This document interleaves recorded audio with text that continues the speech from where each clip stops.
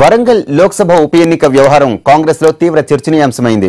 ఇక్కడ ఎవరిని పోటీ చేయించాలన్నది ఆ పార్టీకి సమస్యగా మారింది. పోటీకి ఇష్టపడని వివేక్ ను ఒప్పించలేక మరో సమర్థుడైన అభ్యర్థి దొరక్క టీపీసీసీ మల్లగుల్లాలు పడుతోంది. కడియం రాజీనామాతో ఖాళీ అయిన వరంగల్ లోక్సభ స్థానానికి అభ్యర్థిని నిర్ణయించలేకపోతోంది కాంగ్రెస్ పార్టీ.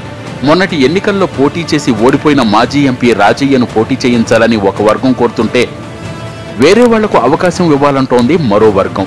పెద్దపల్లి మాజీ ఎంపీ వివేక్ ను పోటీకి పెడితే టీఆర్ఎస్ కు గట్టి పోటీ ఇవ్వొచ్చని కొందరు విశ్లేషిస్తుండగా ఆయన అందుకు విముఖంగా ఉన్నట్టు సమాచారం. అదే సమయంలో టీఆర్ఎస్ అభ్యర్థిగా వివేక్ పేరు ప్రచారంలో ఉండటం కాంగ్రెస్ నేతలకు ఆందోళన కలిగిస్తోంది. ఎలక్షన్స్ గురించి ఎటువంటి చర్చ జరగలేదు, అభ్యర్థి గురించి కూడా ఎటువంటి చర్చ జరగలేదు. ఈ విషయంలో ఏమీ ఆలోచన చేయలేదు.